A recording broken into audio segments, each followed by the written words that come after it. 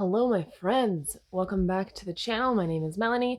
Today we are going to be talking about the new moon in Sagittarius coming up on December 14th. If you can hear chewing, my dog has a new bone, so that's gonna be a thing.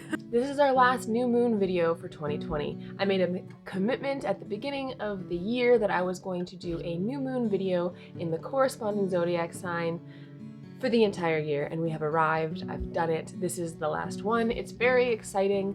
I also really love that we're ending on Sagittarius because it's such a jovial sign to talk about. In 2021, I'm going to be continuing on in my lunar series, and we'll be starting to do full moon ritual videos. I'm going to approach it a little bit differently, but it will still have to do with the zodiac sign that the full moon falls in. If you are not subscribed, make sure you hit the subscribe button so you don't miss out on the up and coming 2021 full moon rituals. I'm very excited to get into some full moon energy. We've been working really closely with this new moon archetype for all of 2020. We've had many endings, many beginnings, and it's exciting to look forward to 2021 and start looking at some of the potential results. So in my 2020 new moon series, I have not been discussing the transiting planets at play when the new moon happens. That is why I do want to talk about the fact that this new moon is an eclipse, but I won't be focusing on the eclipse energy when I talk about new moon rituals or what I'm planning to do with the Sagittarian new moon coming up here on the 14th. I did this because I want to use this series as a way to work with very specific zodiac energy and a new moon. I have done that so that this series can remain a little bit more timeless and not specific to that one night. Be it a lunar eclipse or a solar eclipse, there's a lot of heavy superstition and fear and just trepidation around using and working with that energy. Whenever the eclipse was happening, there was a noticeably traumatic effect, like where did the sun go? To me, it makes perfect sense that there's fear around them because there's fear of the unknown in human nature, period. So when you black out the sun, something that you count on every single day to keep track of time and to live, and it just stops showing up, it makes perfect sense that there's some hesitation around eclipses. There's many spiritual practitioners, witches, pagans, shamans out there who would say not to do any kind of intense ritual work or any specific spell casting or, ceremony for the eclipse or during any kind of eclipse. I've also seen a lot of people use and harness and successfully manage eclipse energy, and I created the new moon series, or my entire YouTube channel essentially, to learn and work with the energies that play around us. So the fact is, eclipses are a thing in our lives. They will continue to be a thing in our lives, and if we just think the best coping strategy that we have is to check out, it doesn't really sit right with me. So it's not that I go out of my way to do intense and serious and really heavy work or, meditations or anything on an eclipse. I don't go out of my way to make it extra intense, but I won't derail my plans because there is an eclipse happening. I will reconsider, rework, and account for the eclipse in my working or in my life in general, but I'm not going to stop, change, and do a complete pivot because there's an eclipse. That's not, that's waiting for the rain to pass instead of dancing in a rainstorm. I absolutely love the Sagittarius archetype, and it also shoves everything I hate about myself right in my face. These Sagittarius people run around and they just somehow everything works out for them. They are happy and so charismatic and magnetic and attractive, and I don't mean looks, I'm talking about people just want to be around them. I'm sure there's many beautiful Sagittarius people out there, but that's not what I'm talking about. I'm talking about this magnetism, this I'm a fucking sunshine, y'all want to be around me all the time. I'm always fun, I've got great ideas, let's go on an adventure, I'm totally down, and sporadic, what's it called? Not sporadic, it's like a positive cute thing. Of course it is, it's a positive thing because it's Sagittarius. It's spontaneous. There we go. I'm spontaneous. Let's go on an adventure. I have so many Capricorn placements. Half the time I want to put my head through a wall when people say that stuff. The other half of the time I hate myself for not being more like that. So what is Sagittarius? What makes them so charismatic and so lovable and so just great? Well, they're a fire sign. So first of all, these people are lit. They are passionate. They are expressive and creative and stimulating and just, on fire. I think that's where the word and the sayings and the quotes come from, She's just a girl and she's on fire. Man, that's totally lit. I just feel like there's so many pop culture references I could make to people using this energetic symbolism of fire for just being dope humans. But it's creative, it's passionate, it's engaged, it's these archetypes and these people, like anyone who has a lot of Sagittarius placements has a lust for life. And I think lust for life needs to be their slogan, which is another Lana Del Rey pop culture reference. It's hot. It is something that humans have been drawn to for centuries, millennia, for forever. Stimulating, heat, active.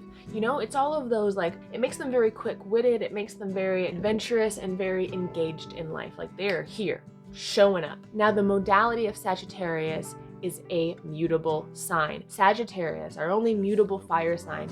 And the way I've best heard this energy explained would be in comparison to a bushfire. The modalities of the signs talk about how they move through phases or how they move in the world, and they interact to stimulus and they also engage outwardly, right? So it's just how they move around. Sagittarius being a mutable fire sign compared to the other two fire signs, which would be Leo, who is a fixed. Leo is like the sun, a stationary, exuberating, warm entity. Aries, which is the cardinal, the motion. It's like a flamethrower. It's fire and it's going somewhere. It's got this propulsion behind it, the burn, the direction, the drive, the initiation. That's the cardinal fire. But then you've got Sagittarius, which is the mutable fire. And it's so beautifully summed up as a Australian bushfire. I think it's Kelly Surtees. She's on the astrology podcast. The crazy thing about a bushfire is that it changes on the wind. It's not necessarily dependent on where the fuel is or where the stimulation is. It is dependent on the wind, which is symbolized by just a simple thought. A thought can change the entire direction of Sagittarian energy. It can take this one fire that's burning this whole way, and one thought comes, and the entire life of the Sagittarius switches.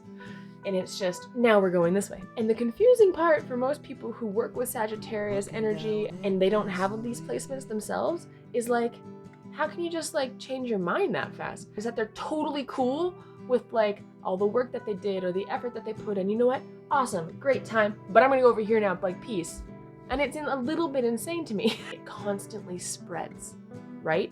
It's got this consuming, whether that be knowledge or experiences or relationships. It's taking in more, right? The fire needs food. And if it's fed, then it grows. And if it grows, it goes any direction it can be fed in and changes with the slightest change of the wind. That's the crazy things about bushfires, is that if the wind direction changes, the whole direction of where this fire is burning changes. This is beautiful imagery to embody what it means to be the mutable fire sign. Mutable traits are all about being adaptable, quick changing, responsive, and you know what? They're mutable. They fit right in between all the fixed and all of the cardinal signs in the world. So they can take these people who are really intense and leader and head of the pack, and we're going to do it my way because I'm right and I know what I'm doing. Capricorn, I can say that. These people with a plan, right? And they're cool, sounds good, we're rolling with it or we're not. It's up to them. They just kind of are always in that middle ground. I'll see how I feel about it. And then behind them, you got the fixed signs who are nah, not changing, no thank you, not my idea, not doing it. So these mutable people are right in the middle, and they float. And they float and decide and change on the blink of an eye. Whenever they decide something else is happening, whole new direction in life. That's the element, the modality. Next up, we've got the beloved planetary ruler, Jupiter. Jupiter is you have a horseshoe shoved up your butt. What's coming next? The energy of Jupiter is flippin' fantastic. It is so evident that Sagittarius is ruled by Jupiter that it's almost painful. Jupiter is all about luck, and the Sagittarius archetype and people who have many Sagittarius placements just seem to get out of life a little bit less scathed than the rest of us. Oh, I know it's not fair, Ripley. Jupiter. Being ruled by Jupiter is a blessing. Jupiter is all about luck and expansion. Jupiter makes everything bigger. It illuminates. It's this massive planet that comes into a house and lights up everything around it. And how this looks in Sagittarius is them being extremely lucky, extremely fortunate, extremely magnetic, and people see the joy and the light and the happiness that these individuals bring into a room, and they want to be around them, and they don't know they're doing it. There's no intention or ego behind it. They just exist, living their happiest little lives, and all of the other zodiac are like, man, you're the best. I want to be like you. Where are you going? I want to go on the adventure with you. You look fun. The fact that it magnetizes things, and I think people get confused. When Jupiter moves into an area of someone's chart or a house or is involved in any way, it's not about making what is there bigger. That happens too. It will magnify a good thing in your life or an issue in your life. It does magnify things, but it is at its core inclusive. So it makes me think of the glob, where anything Jupiter touches, it brings along with it. And I think that's a beautiful thing to lend to the archetype of Sagittarius, because now they're not going to make you choose between cake or ice cream. They're going to give you ice cream cake and say, we don't have to choose, we're doing both. We're going for it. It's that lust for life for me. That's where this comes from. It's this passion for experiences, this passion for more, and not in a selfish way, but in a curious, understanding, knowledge-driven way. I want to experience, I want to go on an adventure, I want to live my best life. So Jupiter being expansive and inclusive in nature, I think, speaks to Sagittarius's willingness to collect. They collect people, experiences, passions, loves, that when you go traveling, why are you going to travel? You're going because you want to be there. You want to see it. You want to smell it. You want to touch the ground. You want to know what it smells like in that country. You want to look at those, food. You want to look at the architecture. You want to experience it. So we talked about it being a fire sign, the modality being mutable. It is ruled by Jupiter, and it is also at home in the 9th house. The 9th house is all about furthering education. It's about travel. It's about philosophy and your spiritual or your professional teachers, your professors, your gurus. This is where you learn and are connected to higher knowledge, a pursuit for higher knowledge, a pursuit for understanding. And at first, I did not see the connection between the Sagittarius archetype that I knew, and I know them to be fiery, curious, passionate, explorative, energetic, joyful, lucky individuals who are beautiful people and contributions to a group, and you want to be around them and you want to embody that energy. That's what I saw, and I never saw the connection between that and how that can lead them into being philosophical sages in later years, or when they're more mature at whatever age that might happen at. And that sage aspect to Sagittarius, the philosophical aspect, that's wisdom that comes with the experience. This is not something that you get to skip and just end up being a sage at the end. You become wise through experiences, and that is what Sagittarius is all about. They're the philosopher, not because they sit in a tower for hours reading tomes upon tomes of books or articles online, and because they study and they stay stuck in school for hundreds of years because they're addicted to learning new things. That's not what gives them that sage status. That's not what, provides that level of philosophical reverence or that kind of arrived sense that being a sage or having the title of sage gives you. You're wise. That comes through living. And I think that's the most beautiful transformation that Sagittarius is and has and embodies, and I get to embody because I work with the archetype just like you do. I think that's the most beautiful transition, because they are willing to show up as a novice and experience and to just try and to be lucky and to play and to have fun and to be there. And through that, through experiencing their lives fully and going where the wind takes them and being willing to explore and willing to adventure, they become wise sages that become our teachers, that become our gurus, that can show us the way that they went, They become this beautiful energy that you want to resemble or work with or be around and be near and understand and embody, because They've run the race. I'll talk about it more when I mention the glyph that represents Sagittarius in the zodiac, but it's important to mention it now while we're discussing the 9th house, because it's kind of all about where you're going. You are looking forward when you're working with Sagittarian energy. You're not reminiscing, you're not taking inventory or stock of your life. What you're doing is you're planning, you're learning, you're thinking about what you want to learn, where you want to go. It is a very forward-looking sign, and the movement is very not introspective, but outward and way more projecting. They do a lot of projecting, and it can be both a very positive and a very negative thing at the same time. But every archetype has those dual dynamics to a trait. Sagittarius can be so forward-looking that they project their reality and their truth and their understanding onto everything and everyone else around them, because that's their experience. And once it's their experience and their opinion, a lot of the time they can treat it like it's the truth. It's a hard thing for them to remember, and for us to remember when we're working with the archetype, that our opinions do not equate truth, nor is everyone's truth the same, or should they be. It comes from a beautiful, awesome place of wanting to teach and educate and bring together people in an understanding and learning. But you can't use your opinion like it's fact, because it's not. The energetic and perception switch that happens when you change the sentence from the truth to my truth is a big part. You can't preach your truth like it's the truth, and that differentiation needs to happen. I absolutely love visuals that the centaur provides when we're talking about the glyph for Sagittarius. A Sagittarius centaur is a half horse and a half human, if you don't know what a centaur is. It's a human horse archer. Not many of the glyphs in the zodiac are not represented by something that's real. So like, if you look at Libra, the scales are real. If you look at Gemini, virgins are real.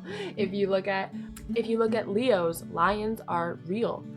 A centaur is not real, and if they are real and I haven't seen one, this is my call to the universe that I want that in my life. So if they're out there, hook me up.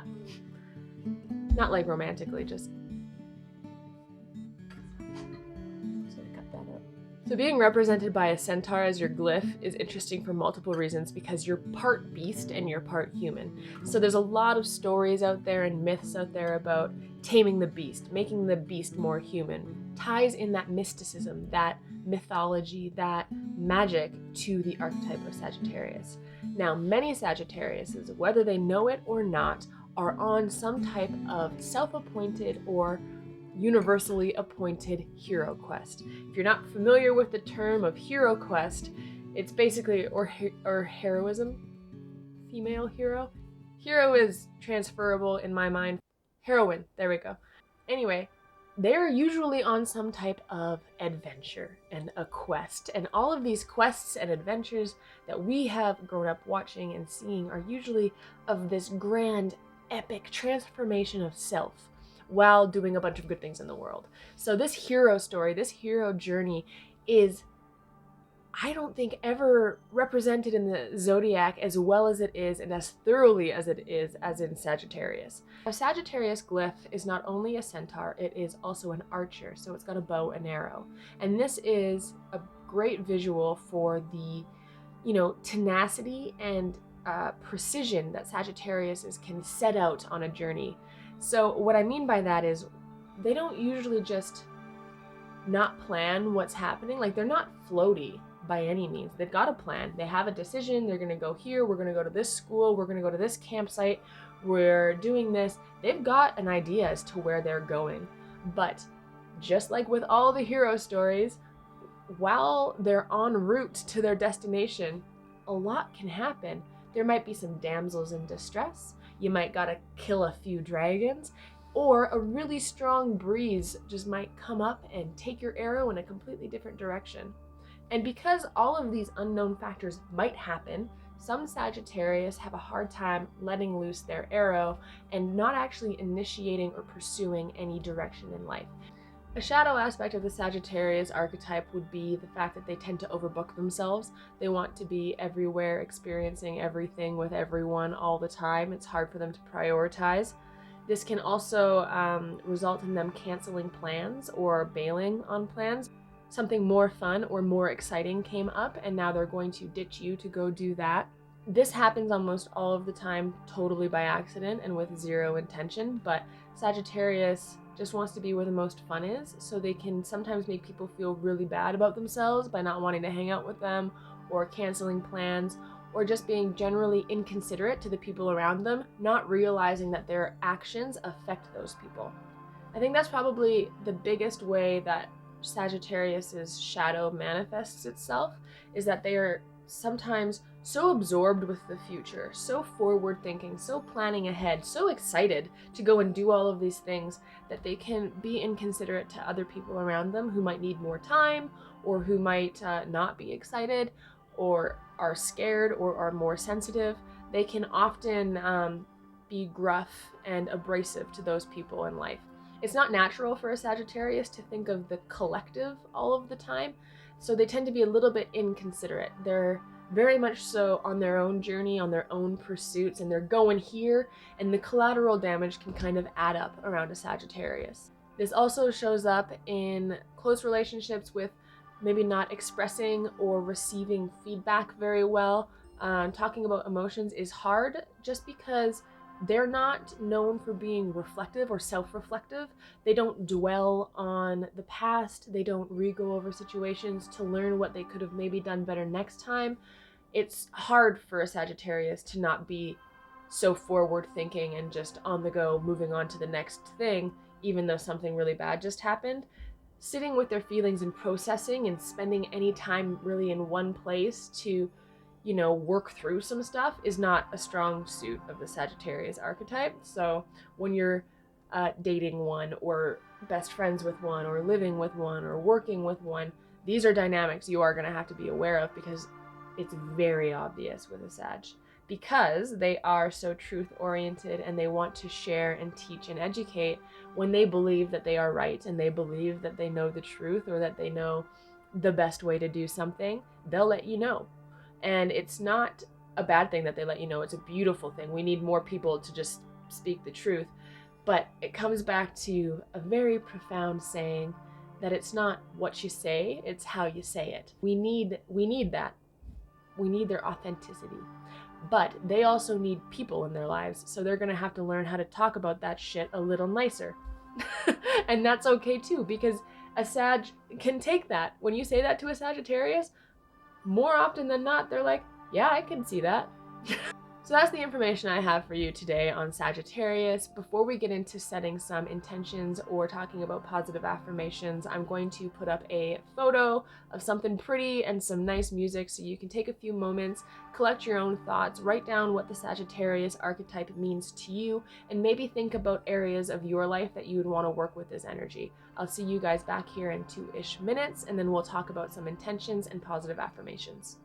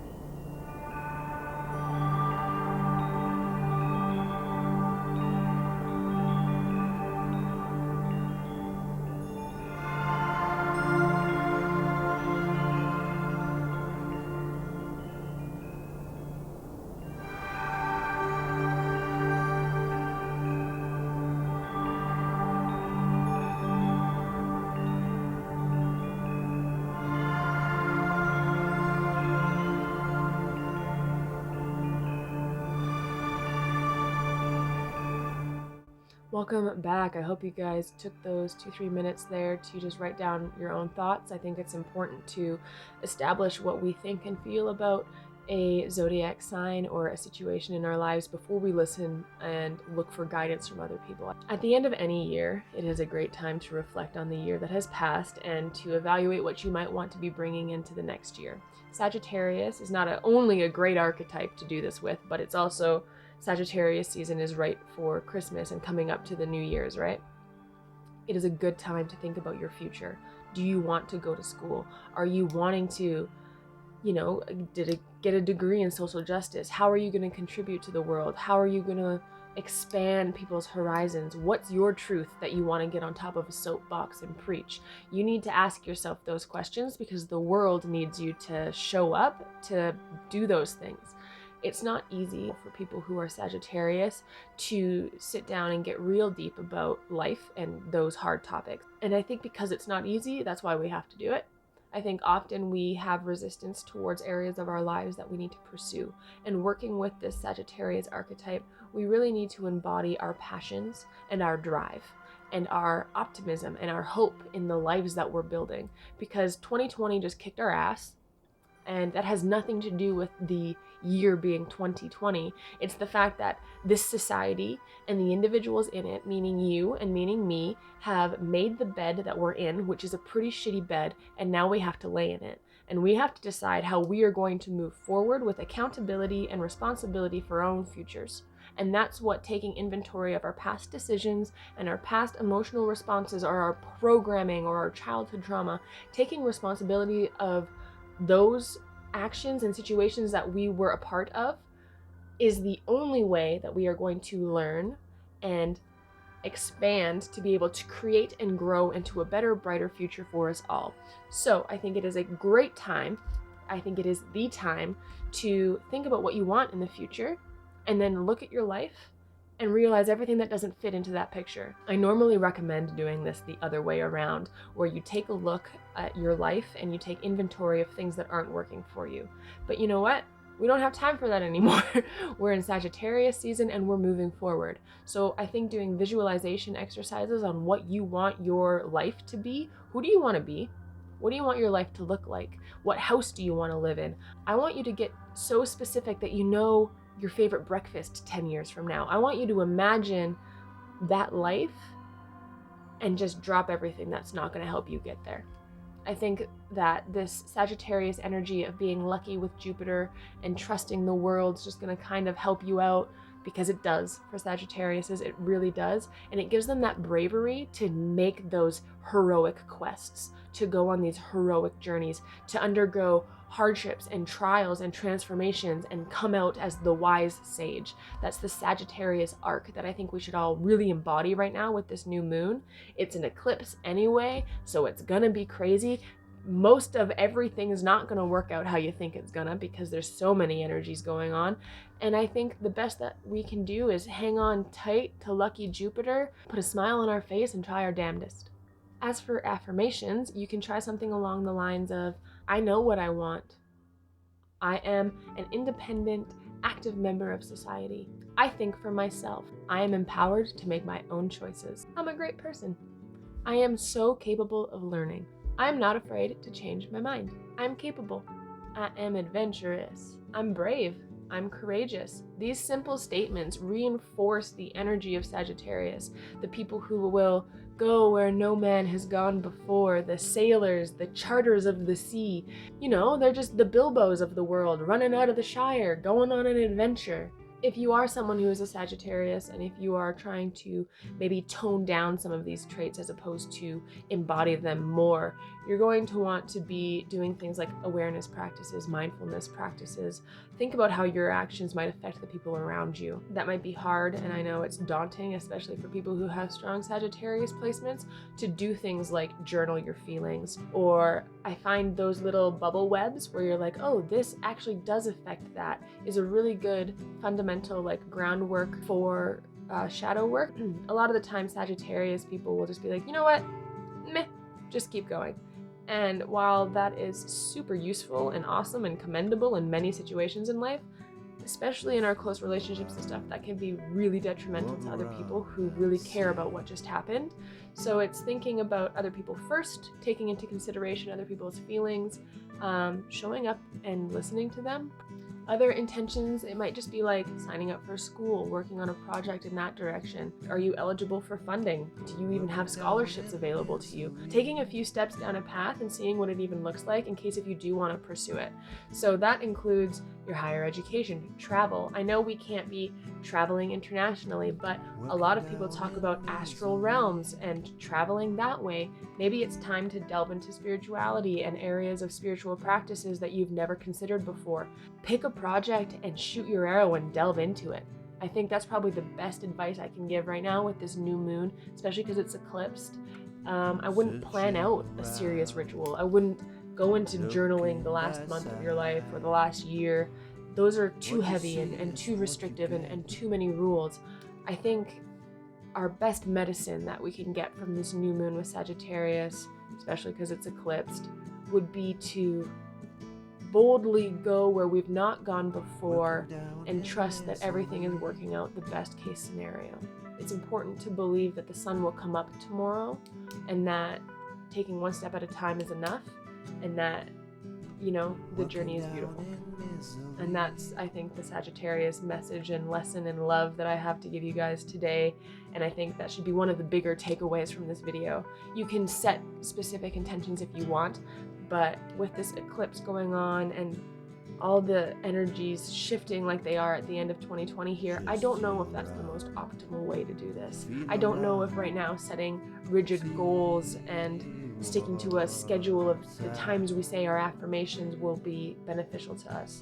But I do think that embodying the Sagittarian optimism and the trust in the universe and the tenacity and fire for life, the curiosity and the hunger for more, I think that those traits of this Sagittarius archetype is good medicine for this time of the year. I hope that this video has been helpful for you guys. Please let me know if you disagree with me for anything in the Sagittarius archetype. I'd love to hear from you if you are a Sagittarius and how you're feeling with this new moon eclipse in your sign. So let me know in the comments below what you guys have planned for this new moon, or how you're planning on working with the Sagittarius archetype this Sag season. Remember to hit that subscribe button and like this video if you enjoyed. I will see you guys very shortly for a few different videos I've got planned. We're doing some different things here on the channel, and I'm really excited to throw caution to the wind and bravely go where I've not gone before. I hope you guys do the same. Live long and prosper, my loves. I will see you next time. Bye.